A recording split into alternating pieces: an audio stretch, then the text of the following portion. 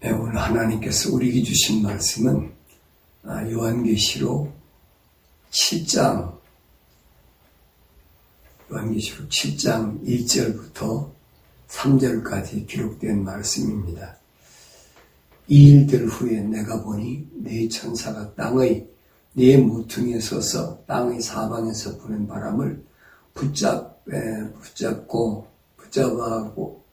바람이 땅이나 바다나 어떤 나무에도 불지 못하게 하더라. 또 내가 보니 다른 천사가 동쪽에서 올라오는데 살아계신 하나님의 인장을 가지고 있더라. 그가 땅과 바다를 손상시킬 권세를 받은 네 천사에게 큰 음성으로 소리질러 말하기를 우리가 우리 하나님의 종들인 그들이 이마에 인장으로 표시할 때까지 땅이나 바다나 또는 나무들을 손상시키지 말라고 하더라. 아멘. 거기까지 보겠습니다. 요한계시록 강의를 하면서 제가 6장에서 첫째 봉인부터 넷째 봉인까지는 계시록 전체를 이제 설명한 내용이다. 그렇게 말씀드렸어요. 그래서 첫째 나타날 것이 뭐냐면 백마탄자, 두 증인의 복음사역, 그 다음에 두 번째는 이제 붉은 말 탄자.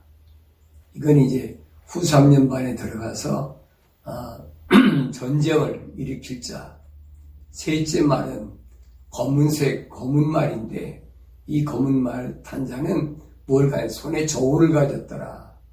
그래서 저울을 말할 때는 경제를 말할 때 저울을 말합니다. 그러니까 앞으로 전 3년 반부터 3년 6개월 동안 비가 오지 않게 두 증인이 기도할 때 그로 인하여 가뭄, 그래서 식량난, 그때 엄청난 시련이 오는데 그때가 소위 말하면 기독교 2000년 시대를 마감하는 마지막 기회다. 그것을 뭘로 하나님께서 측정하느냐? 알곡과 쭉정이를 나누는데 그때 짐승표를 등장시킨다는 겁니다. 그리고 넷째 말은 창백한 말이라. 창백한 말을 따른 자가 보니까 사망과 지옥이 따른다.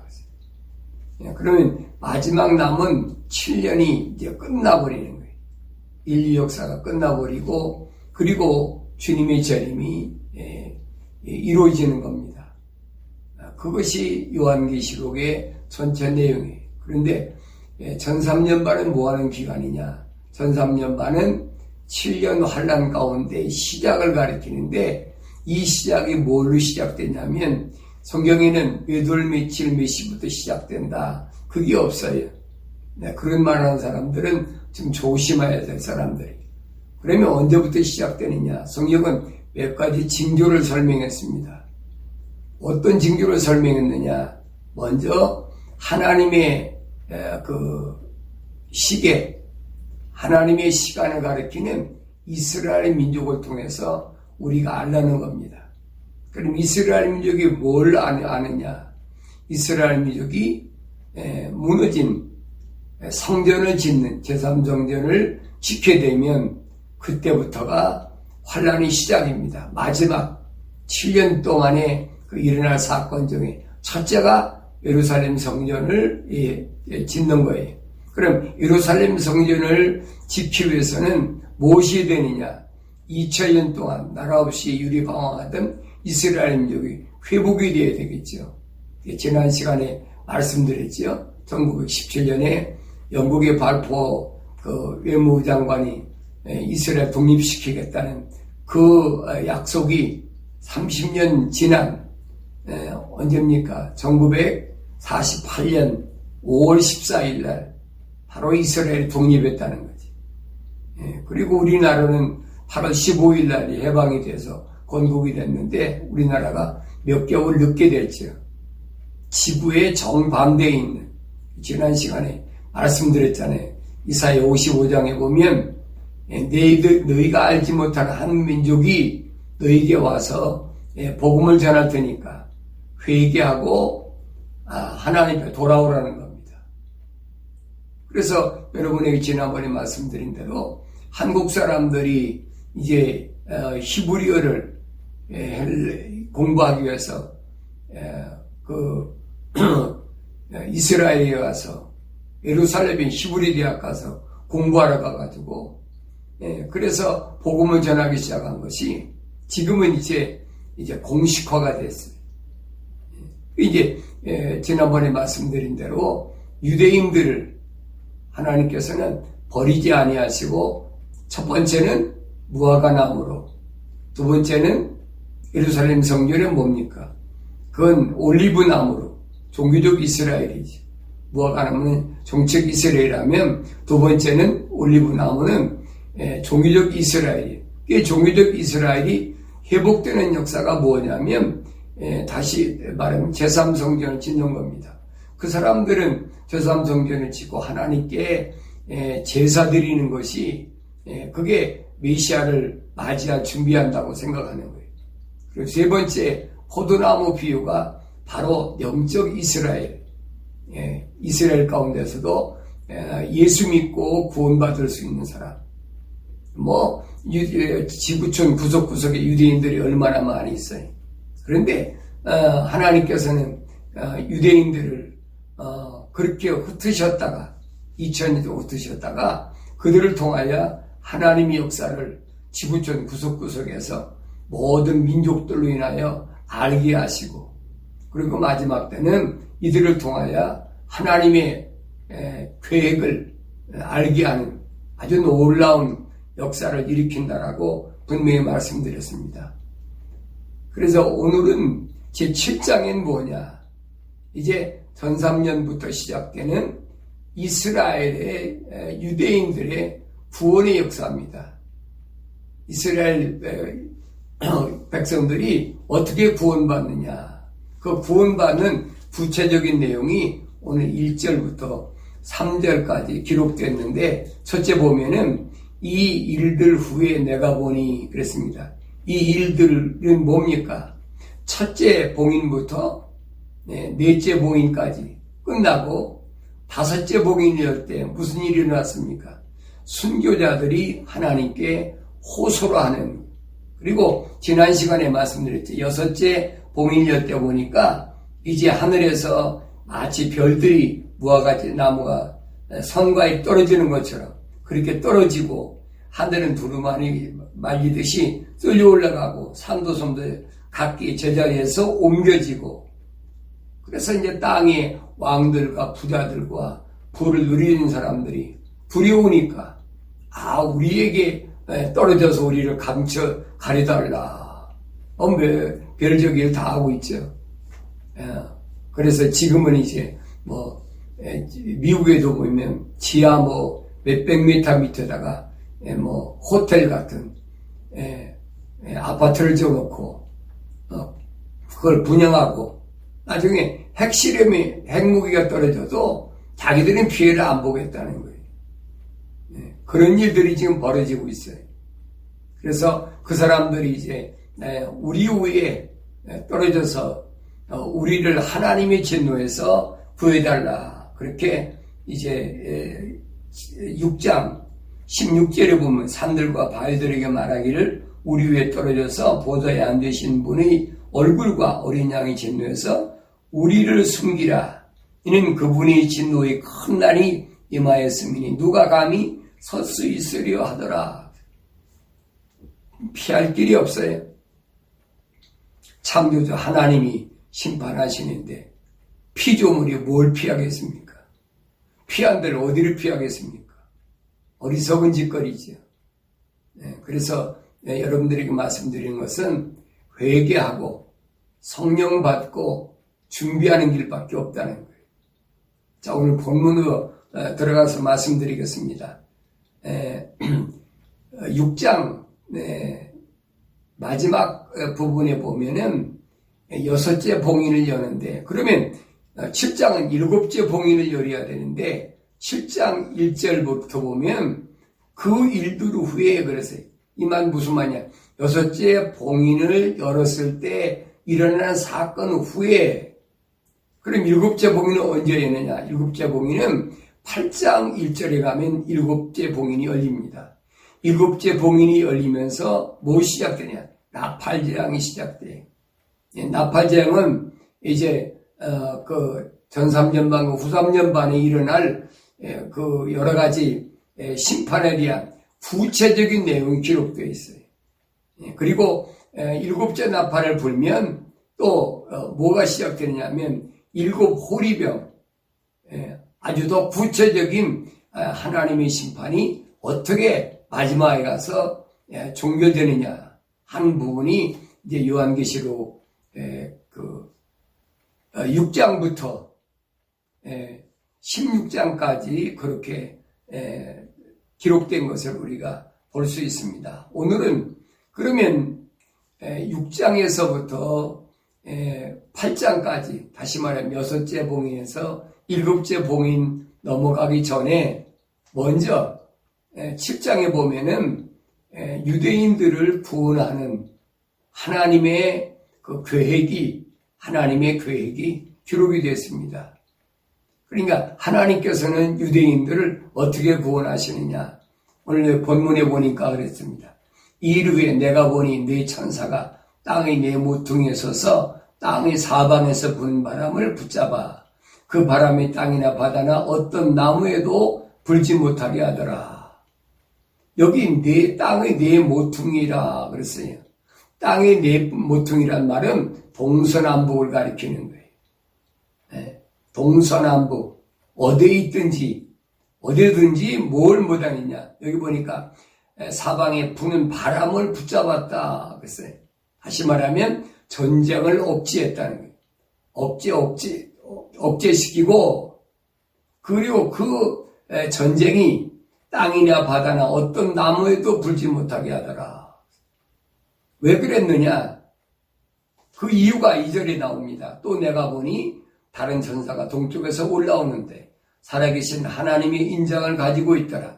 그가 땅과 바다를 손상시킬 권세를 받은 네 천사에게 큰 음성으로 소리질러 그랬습니다.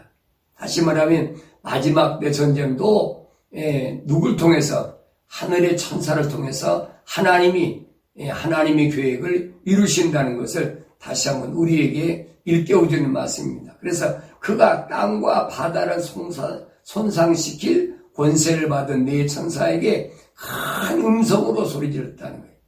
뭐라고? 전쟁을 맡고 있는 천사에게 잠깐 멈추라는 겁니다. 뭐라고 합니까? 말하기를 우리 하나님의 종들인 그들이 이마의 인장으로 표시할 때까지 땅이나 바다나 또는 나무들을 손상시키지 말라고 하더라 그랬어요. 이 전쟁을 일으킬 그 천사에게 잠시 중단시킨 건 뭐냐? 먼저 하나님의 종들이 이마에 인칠 때까지 기다리라는 겁니다. 여러분, 저도 신학교에서 공부했지만은, 여러분, 개신교 신학은 그건 캐톨릭에서 나온 대체 신학이에요. 성경 중심 하나님 말씀이 아닙니다. 제가 그걸 깨닫고 나서는 저 나름대로 하나님 말씀을 읽으면서 연구해 보니까 너무 잘못된 게 많아요. 다시 말하면 하나님 말씀은 하나님께서 하늘에서 이 세상을 창조에서부터 마지막 심판까지, 요한계시록까지를 어떻게 이루실 건가 하는 것을 하나님께서 성경을 통해 말씀해 주셨는데, 그것이 하나님의 말씀 성경이지요. 그러니까 우리가 성경 읽을 때는 항상 어느 편에서 읽게 되냐? 하나님 편에서 읽어야 돼요. 하나님 편에서 읽어야 여러분, 우리가 하늘에서 쳐다보면 땅에 있는 게 다 보이듯이 하나님 편에서 보야 성경을 올바로 할 수 있는 거지. 근데 대체 신학은 뭡니까? 그건 하나님 편에서 본 게 아니에요. 사람 편에서 본 겁니다. 사람들의 생각과 사람들의 지식으로, 사람들이 자기가 알고 있는 지식으로. 그래서 대체신학에는 뭐가 많이 들어갔습니까? 그리스의 철학이 많이 들어갔잖아요. 이것이 문제란 말이에요. 그래서 중요한 것은 요한계시록을 강의하면서 제가 분명히 말씀드린 것은 하나님은 자기가 선택한 아브라함의 후손인 이스라엘을 절대 버리지 않으셨다는 거예요. 대체신학이 어디서 시작됐느냐? 이게 로마 캐톨릭이 시작됐거든요. 그게 중요한 거예요. 얼마나 무서운 일인가 여러분 아셔야 됩니다. 그래서 이들이 배운 신학이 기초가 뭐냐? 여러분, 에티오피아, 남아프리카, 북아프리카죠. 에티오피아에서 주교 생활하던 어거스틴이 하나님 도성이라는 책을 썼습니다. 그것이 나중에 뭐가 됐냐면 로마 캐톨릭의 신학 신부들을 가리키는 신학 소위 말하는 조직 신학이 되어버렸어요.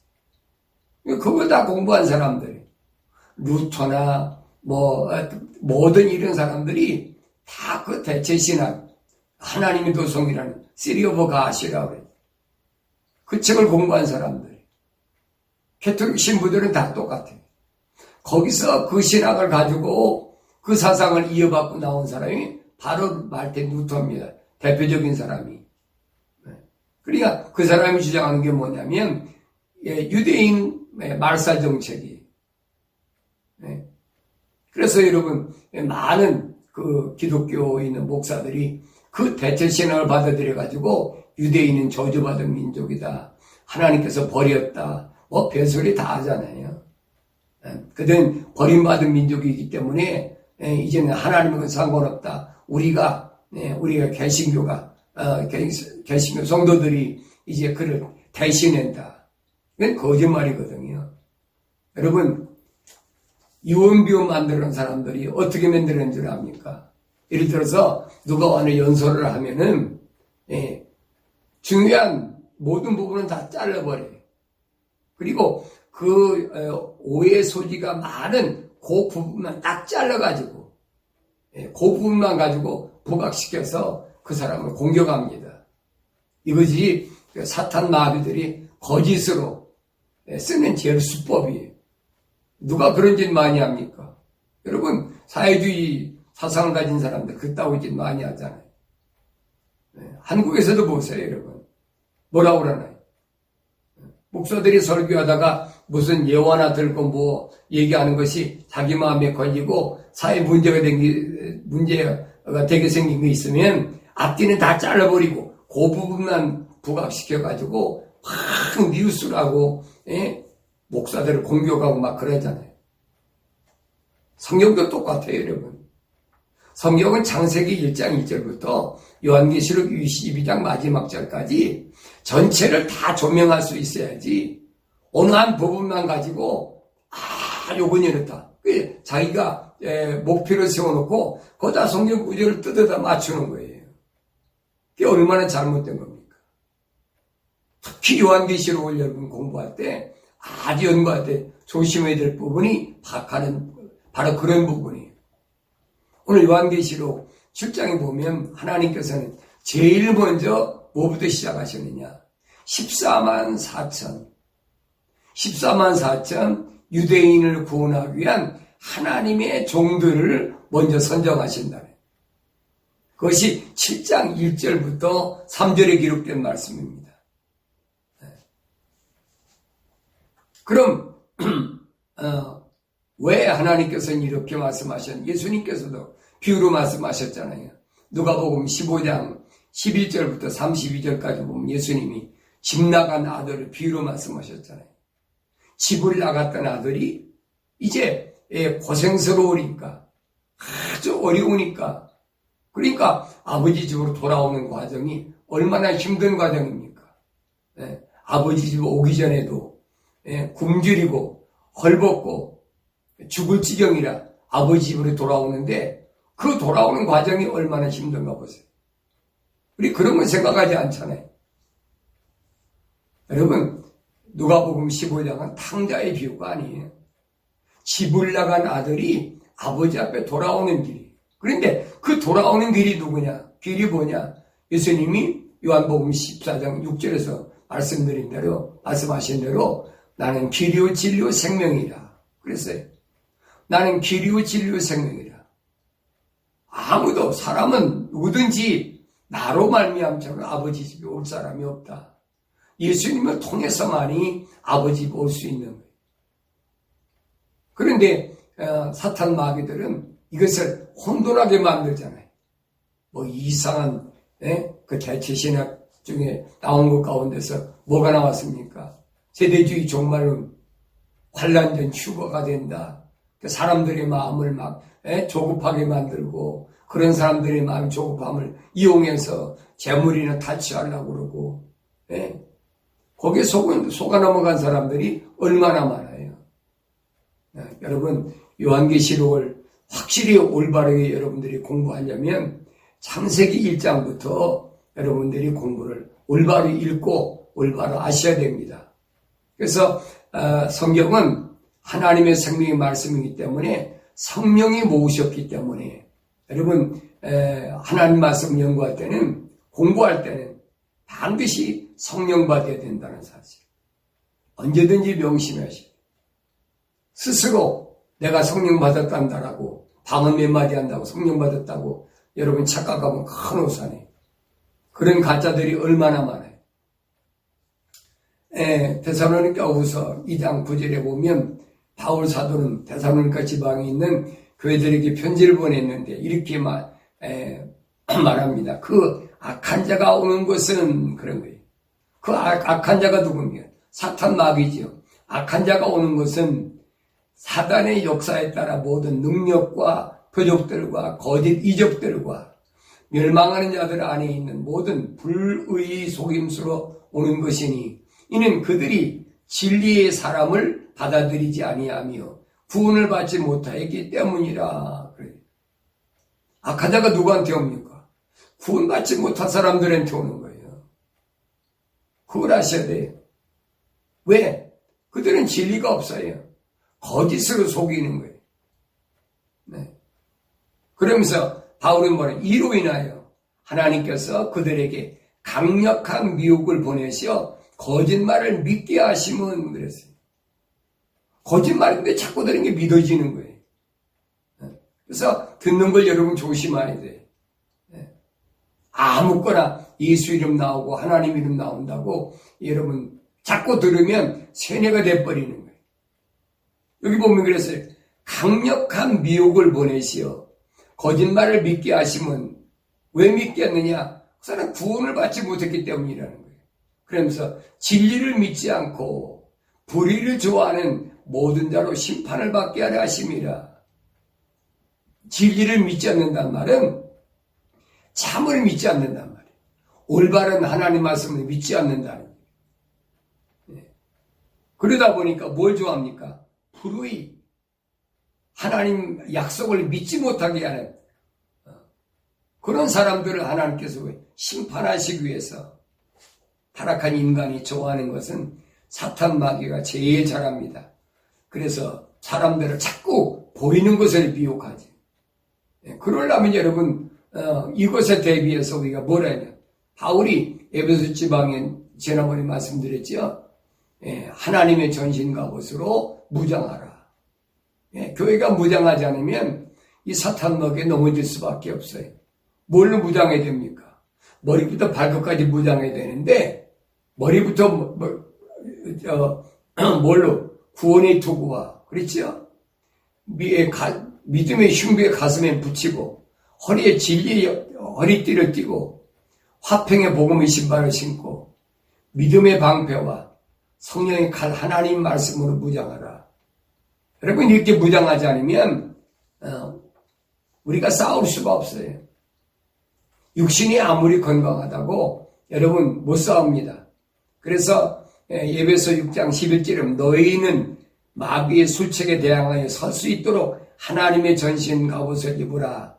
이는 우리의 싸움이 혈과 육에 대항하는 것이 아니라 정사들과 권세들과 이 세상의 어둠이 주관자들과 높은 것들이 있는 영적 악에 대항하여 싸우기 때문이라. 영적 악에 대항해.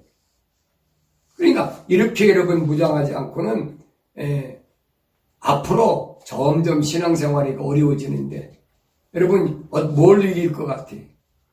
아무것도 이길 수가 없어요. 하나님 전신갑옷으로 무장하는 자만이 성도로서 살아남을 수 있음을 여러분 기억하셔야 됩니다. 그러면서 18절을 보니까 모든 기도와 간구로 항상 성령 안에서 기도하고 그랬어요. 항상 어디에서? 성령 안에서 기도합니다. 여러분 기도한다고 엎드려가지고 뭐만 딴 사람들이 그 우상에게 기도하듯이 뭣도 잘 되게 해주고 뭣도 잘 되게 해주고 전부 그때 주문하는 것처럼 그러잖아요. 여러분 기독교 기도는 그거 아니에요. 주님이 뭐라고 말씀하십니까? 너희는 먼저 그 나라와 그 의를 구하라. 네. 우리가 할 것은 그 나라와 그 의를 구해. 그래서 모든 기도와 간구로 항상 성령 안에서 기도하고 이를 위하여 모든 성도들을 위해 모든 인내와 간구로 깨어있으라. 네. 하나님의 전신갑옷으로 무장하고 성령 받은 물과 성령으로 거듭난 성도들은 언제든지 성령 안에서 기도해야 된다. 왜 그러냐면 내가 육신적으로 잘못 구할 때가 있다는 얘기. 그때마다 성령은 나에게 오셔서 깨닫게 해주십니다. 야, 그건 이방인들이 구하는 것이야. 뭐 먹을까, 입을까, 마실까. 그건 이방인들이 구하는 것이야. 하나님 자녀는 그거 구하는 것이 아니에요. 성령께서 자꾸 깨닫게 해주시는 거예요. 여러분, 그래서 우리가 기도할 때 성령 받고 반드시 기도해야 된다. 여러분, 하나님의 전신갑옷은 옷장에 있는 옷을 내가 골라 입듯이 입고 싶으면 입고 안 입고 싶으면 안 입고 여러분 그거 아니에요. 오늘 하나님의 사람들이라면 필수적으로 입어야 된다는 거예요. 필수적인 것이 하나님의 전신갑옷은 필수적이다. 왜? 세상이 점점 악해지기 때문에 우리가 하나님 전신갑옷을 안 입고는 이들을 여러분 능히 이길 수가 없습니다. 성경을 자세히 읽으면 여기 보면 땅의 내모퉁이에는 지구 전체를 말씀하는 즉 동서남북을 말씀하고 있는데 성경에는 우리가 그 지구에 대해서 설명한 부분이 이 구약에서 있고 신약에도 있어요. 근데 이거를 잘못 이해를 하고 있다. 잘못 알고 있다는 얘기. 어떤 목사님은 설교하면서 콜럼버스가 지구는 둥글다고 주장했다. 어떻게 목사가 그런 말 합니까? 이 사람은 이런 목사는요, 성경 한 번도 안 읽어본 사람이에요. 성경에는 여러분, 이걸 아셔야 됩니다. 기원전, 다시 말하면, 지금부터 2780년 전에, 누굽니까? 이사야를 통해서 하나님 말씀하셨어요. 뭐라고? 지구는 둥글다고. 이사야 40장 22절을 보면, 원형의 지구 위에 앉으신 분께서 그분이시니, 지구가 둥글다는 거예요. 원형이라는 거예요. 그 성경을 안 읽으니까 그딴 소리 하겠지. 콜럼버스가 지구가 둥글다고 둥그러집니까? 하나님이 둥글게 창조하셨으니까 둥근 것이죠. 그러면서 그곳이 거민들이 메뚜기 같으며 하늘들이 휘장같이 펼쳐졌으며 그 안에 거할 장막처럼 펴셔서 하나님 창조하셨다니. 근데 구약만 있는 신약에도 있어요.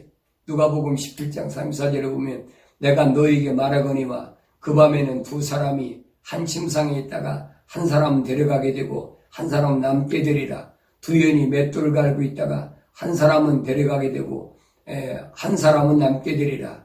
두 사람이 들에 있는데 한 사람은 데려가게 되고 한 사람은 남게 되리라 하시니라. 어떤 사람 뭐라고 합니까? 이 말씀을 가지고 교회가 한 사람 중 데려가고 한 사람 남았으니까 50%가 휴거된다고. 어떻게 이렇게 거짓말을 이게 기독교 사상이 아니에요, 여러분. 잘 아셔야 돼요. 이 말씀은 뭐냐면, 주님이 재림하실 때 지구가 둥글기 때문에 어떤 동네는 뭐 하는 거예요? 여기 보니까 이제 한 사람은 침상에 있다가 밤이란 얘기. 침상에 있다가 하나는 올려가고 하나는 남는다는 얘기. 그러니까 어떤 동네는 밤이고, 그 다음에 두 번째는 보면은 두 여인이 맷돌을 갈고 있다. 맷돌이 뭐예요? 음식 만드는 거잖아요. 어느 동네는 밥 먹는 시간이라. 그리고 36개로 두 사람이 들에 있는데 한 사람 데려가게 되고 한 사람 남게 되리라. 거기 뭐예요? 낮이란 얘기죠. 일하고 있으니까. 그러니까 어느 동네는 저쪽 지구 반대편에는 밤이라면 지구 이쪽 편에는 낮에 일하는 시간이고, 밥도 다른 지역은 밥 먹는 데란 말이에요. 구약뿐 아니라 신약에서도 분명히 주님이 말씀하신 게 겁니다. 내가 올 때 밤이나 낮이나 밥 먹는 동네나 어디나 똑같이 오시겠다는 거예요. 동시에 오시겠다는 거예요. 그런데 이런 말씀들을 엉뚱하게 사람들을 미혹하는, 그 성경도 제대로 읽어보지도 않은 사람들 회중들을 미혹하는 거지. 바다나 땅이나 어떤 나무에도 불지 못하게 하신 것은 전쟁을 억지시키고 먼저 하나님의 계획을 진행하신다는 약속. 만약에 전쟁이 일어나가지고 다 죽어버리면 하나님의 종들은 언제 일을 하겠습니까? 그러니까 이런 전쟁이 일어나기 전에 하나님께서는 미리 자기 백성 이스라엘을 구원하기 위해서 하나님의 종들을 선택하는데, 오늘 본문에 보면 그랬습니다. 하나님 종들을 선택하는데 뭐라고 약속했느냐 그랬습니다. 우리 하나님의 종들인 그들이 이마에 인장으로 표시할 때까지 땅이나 바다나 또는 나무들을 손상시키지 말라. 하나님의 종들의 이마에 하나님의 도장으로 인칠 때까지, 그때까지 머무르라는 거예요. 그 기간이 언제부터 시작됩니까? 전쟁이 일어나기 전이니까 적어도 전삼년반 시작될 그때부터 하나님의 종들에게 이마에 인치는 역사가 시작된다는 거예요. 그런데 어떤 사람들은 이 하나님의 종들의 이마에 인치는 것을 가지고 자기들 마음대로 생각하는 그런 사람들이 참 많이 있습니다.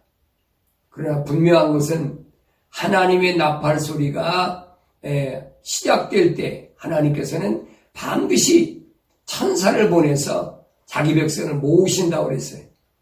예수님 하신 말씀 보고 마태복음 24장 31절에 보니까 또 주께서 큰 나팔 소리와 함께 천사들을 보내시리니, 그렇죠? 천사들을 보내신다는 얘기. 그러니까 이 세상 모든 아담이 타락한 이후에 세상에 떨어진 아담의 후손들을 하나님께서 마지막에 추수할 때까지 누구 통해서 역사하셨느냐?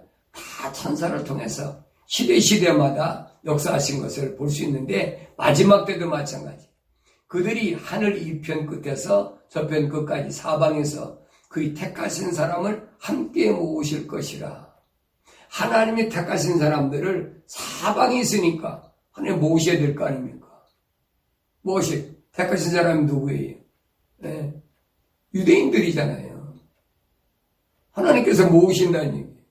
어디로 모읍니까? 예루살렘으로 모은다는 얘기. 이스라엘로 모은다는 얘기. 누굴 통해서 합니까? 역사를 잘 보세요. 시대마다 하나님의 사람들을 이스라엘로 모으기 위한 역사가 어떻게 이루어지는지.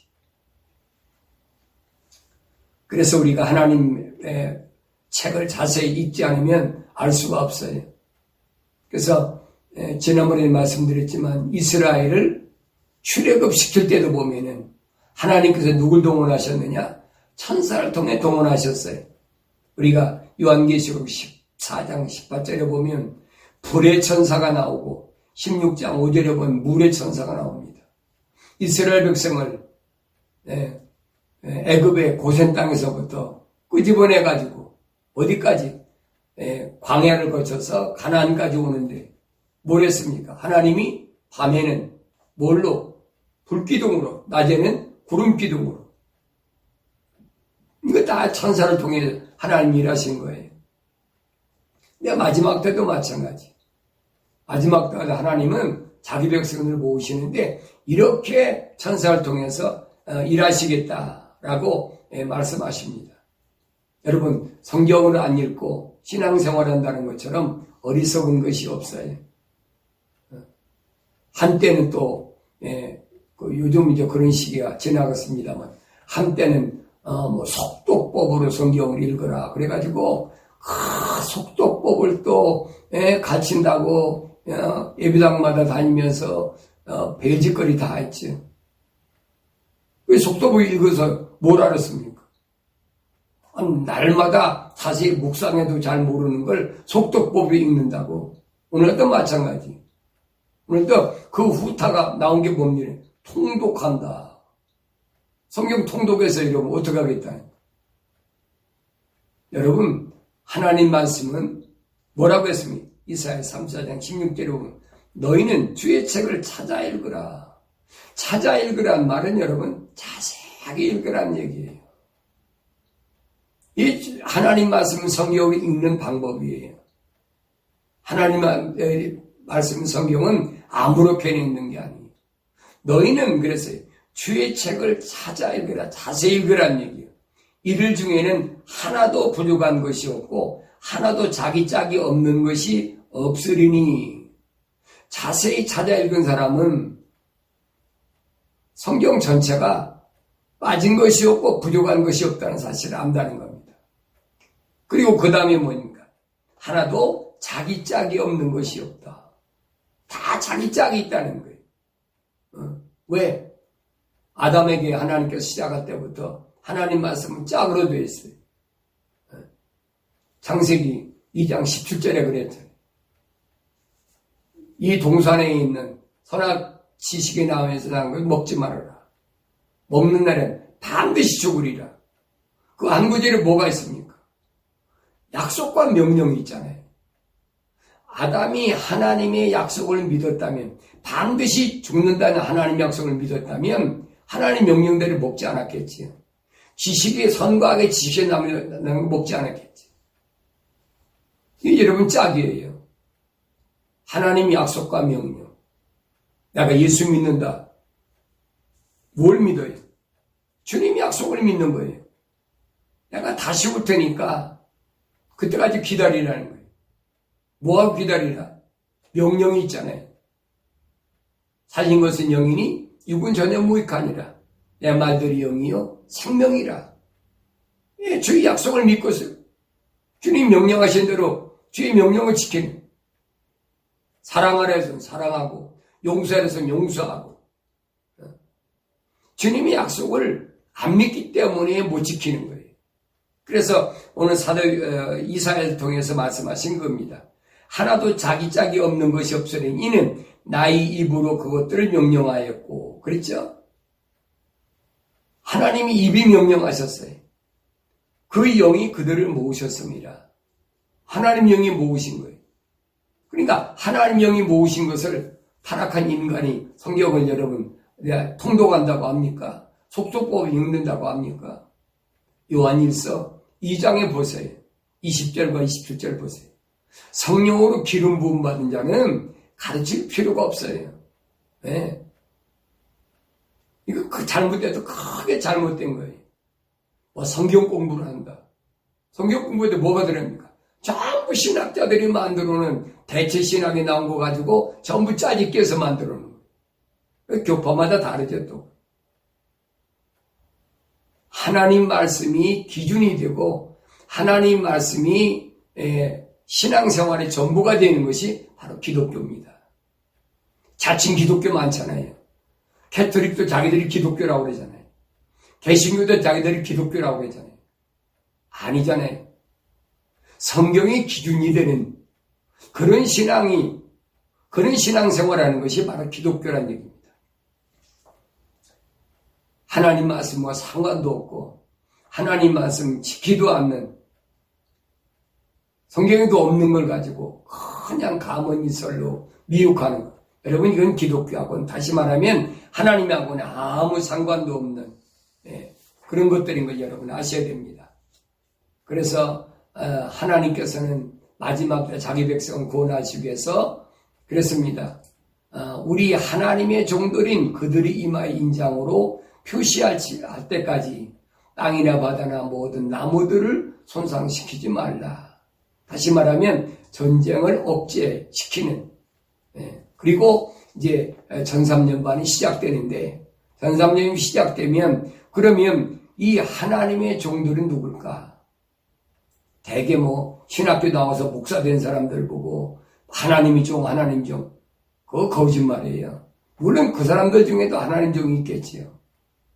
그러나 내가 볼 때는 엉터리가 더 많아요. 왜? 성경이 비춰 보여야 되니까. 하나님의 종은 그야말로 하나님께 쓰임받을 수 있는 종을 가리키는 거지, 세상에 많이 배웠다고 하나 쓰십니까? 안 쓰세요. 바울은 디모데한테 뭐랍니까? 하나님 집에는 여러 가지 그릇이 있어. 금그릇, 은그릇, 돌로 된 그릇, 나무로 된 그릇, 여러 가지 그릇이 있는데 주인이 쓰시는 건 어떤 그릇? 깨끗한 그릇만 쓰신다는 거예요. 정결한 그릇, 깨끗한 그릇. 자기 마음에는 악한 생각, 살인, 간음, 음란, 도둑질, 거짓 증거, 모독이 꽉 찼는데 그런 사람 쓰시겠습니까? 세상에서 그런 사람들을 가문이설로 속여가지고 구름대처럼 모아가지고 수백억, 수천억 들여서 빌딩을 줘놓고 그 교회라고 거짓말 하잖아요. 그리고 별의별 짓 다 하잖아요. 여러분 속지 말아야 돼요. 그래서 사도행전을 통해서 우리가 하신 말씀이 뭡니까? 세상도 세상인도 사랑하지 말라. 그런 사람들은 아버지 사랑함이 없다는 거예요. 늘 말씀드리지만 안목의 정욕, 육신의 정욕, 생의 자랑, 이건 여러분 영원한 거 아니에요. 잠깐 있다 없어지는 거예요. 기독교는 여러분 잠깐 있다 없어지는 그런 일종의 종교가 아닙니다. 기독교를 종교로 보는 사람은 대체 신학을 한 사람들이, 잘못된 신앙사상을 가진 사람들입니다. 그러면 하나님 종은 누구냐? 바울은 로마서 6장 20절에서 그럽니다. 너희가 제2종이 되었을 때는 의로부터 자유로웠느니라. 그런즉 너희가 지금 부끄럽게 여기는 그 일들에서 그때 무슨 열매를 얻었느냐? 그런 일들의 끝은 사망이니라 그랬어요. 제2종이었을 때는 여러분 하나님 말씀과 상관없지요. 자유로웠지요. 그런데 그 끝이 뭐예요? 사망이라. 왜? 회개하지 않았으니까. 그러면서 22절에서 말합니다. 그러나 이제는 너희가 죄로부터 자유롭게 되고 하나님의 종이 되어 그랬어요. 죄로부터 자유롭게 된다는 말은 회개했다는 얘기예요. 생각과 마음과 삶의 가치관이 하나님 쪽으로 예수 앞으로 완전히 돌아섰다. 방향이 전환됐다는 얘기예요. 적당한 것이 아니에요. 반은 세상에 거치고 반은 하나님께 거치고, 여러분 그건 없어요. 완전히 여기 보니까 죄에서부터 자유롭게 됐다. 그 사람만이 하나님의 종이 된다 그랬어요. 그렇게 하나님 종이 되면 그 사람이 뭐가 있느냐? 거룩함에 이르는 열매가 있다는 거예요. 여러분 거룩이라는 거 뭐예요? 거룩이란 말은 세상과 나눠졌다는 거예요. 세상과 같지 않았다는 거예요. 거기 이르는 열매를 얻었다. 그래, 그 끝은 뭐냐? 영생이라. 영원한 생명을 가지고 있다는 겁니다. 이 사람이 하나님 종이에요. 이 사상을 가진 자들을 먼저 하나님께서는 7년 환란이 시작되기 전에 유대인들을 구원하시기 위하여 하나님께서는 이제 14만 4천이라는 이 사람들을 천사를 통해서 이마에다가 표로 하겠다 그랬습니다.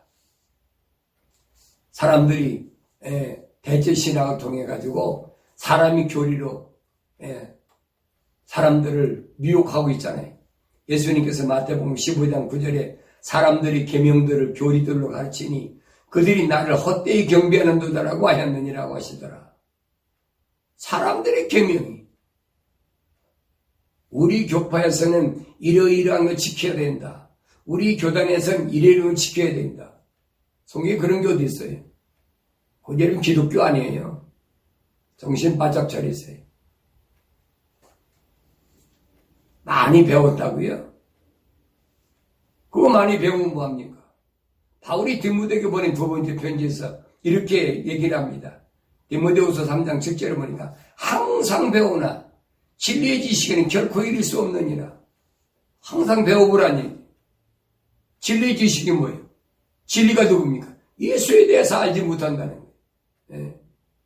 진리의 지식이 이룰 수 없는 거 가지고 무슨 영원한 생명을 여러분 얻게 하겠습니까? 거짓말이죠. 그저 우상 숭배하는데 앞장서고 그런 짓거리 하잖아요. 오늘 예배당에서 뭐합니까? 1년에 2번 정기적으로 크리스마스 부활절 있잖아요. 또 말씀드립니다. 크리스마스 성탄절이라고 그러고 4월달에 부활주일 지킨다고 야당 법석을 떠지요. 그러나 여러분 잘 아셔야 돼요. 크리스마스는 로마 캐톨릭에서 로마인들이 태양신을 섬기는 다무스신을 섬기는 축제일이고 부활절은 봄의 여신 축제일을 가리킨 겁니다. 그걸 거짓말로 뒤집어 놔버렸잖아요. 그러니까 구약성경에 보면 이스라엘 왕들의 제사장들이 그렇게 하나님을 섬긴다고 하면서 상당은 하지 않았어요. 그러니까 이스라엘 백성들이 뭐합니까? 가서 우상 숭배하는 거예요. 오늘도 마찬가지예요. 우리 예배당에서 교회를 만들어 놓고 그 예배당에서 교회라 이름 써붙여놓고 거기서 우상 숭배 앞장서잖아요. 다무스 신 축제한다고 그러고 봄의 신 또 부활절 때는 또 뭐 이스터데이라고 그래가지고 계란 삶아갖고 배쇼를 다 하고 그 부끄러운 줄 몰라요. 절대 하나님께서는 용납지 않으신다는 사실을 여러분 잘 아셔야 됩니다. 우리가 세상에서 신앙생활하는 거 중요하지만 어떻게 하느냐가 중요한 거예요. 성경 중심으로 하느냐 아니면 사람 중심으로 하느냐. 사람들이 만드는 계명을 가지고 하느냐 아니면 하나님께서 우리에게 주신 말씀 갖고 하느냐. 하나님 말씀 떠난 건 여러분 하나님과 상관없는 사람들이 오늘 본문에 보면 하나님께서 분명히 모든 전쟁을 억제시키고 준비하신 것이 뭐냐면 우리 하나님의 종들인 그들이 이마의 인장으로 표시할 때까지 그랬어요. 하나님의 종들이 이마에 하나님의 도장으로 인맞을 때까지. 그러면 이들을 뭐합니까? 4절에 가보면은 그랬어요. 다음 시간에 말씀드리겠습니다만 또 내가 인장으로 표시받은 자들의 숫자를 들었는데 표시받은 사람 하나님 종이 표시받은 사람 들었는데 이스라엘 자손의 모든 지파에서 14만 4천 명이 인장으로 표시를 받았더라 그랬어요. 어떤 사람들은 이 14만 4천 명을 말세에 세계 만방에 나가서 복음을 증거할 두 증인이라. 성경이 여러분 요한계시록 아무리 읽어보세요 있나요? 없어요. 마지막 때도 여러분 그걸 아셔야 돼요. 하나님께서 이스라엘 민족을 하나님이 독특한 보물로 독특한 하나님의 손으로 세워놓으셨는데 그들이 잘못했다고 징계를 하시죠. 그렇다고 하나님이 그들을 버리신다는 말은 성경에 한 군데도 없어요. 버렸다는 말은 아주 버렸단 말이 아니에요. 하나님의 징계, 하나님의 진노로 북이스라엘이 우상을 섬긴 사마리아 중 우상을 섬기니까 북에 있는 아수를 통해 가지고 포로 잡혀가게 했잖아요. 그걸 보고도 136년 동안 남유다는 뭐 했습니까? 계속 우상 숭배하는 거예요. 산당을 얼지 않고. 그러니까 하나님 뭐는, 야, 너희 잠깐 바벨론에 가서 70년 동안 종살이하다 와. 내가 회복시킬 테니까. 예? 그거 여러분, 성경은 우리 그걸 가르쳐주고 있어요. 하나님께서 하나님 선민은 버리지 아니하신다. 그래서 오늘 7장 1절에서 3절은 하나님의 종들, 하나님의 종은 누굽니까? 죄에서 돌아선 자들, 죄에서 해방받은 자들. 예. 하나님 그 사람 쓰신다는 거예요. 바울 사도 통해서 하나님께서 분명히 하나님의 종들은 누구냐? 죄에서 해방받은 자들이다. 그 다음에 그들의 삶을 통해서 세상과 구별된 그런 삶을 살아가는 열매가 있어야 된다는 거예요. 말로만 회개했다고 하면 되겠습니까? 네. 하나님 종이라면 하나님의 종, 다시 말하면 회개했다는 생각과 마음과 삶의 가치관에 하나님 쪽으로 돌아섰다는 증거가 있어야 되지, 열매가 있어야 된다는 거예요. 네. 그 사람들은 뭐예요? 영생을 얻는다. 영원히 죽지 않는다는 거예요. 하나님의 종이 누군가? 성경이 말씀하고 있는 하나님 종이 누군가? 우리가 하나님 말씀을 중심으로 올바로 아셔야 됩니다. 그래서 여러분 성경을 상고하는데 이제는 다른 데 속지 마세요. 네. 하나님 편에서 여러분 성경을 읽지 않으면 성경은 절대 알 수가 없어요. 성령 받지 않으면 성경은 올바로 알 수가 없어요.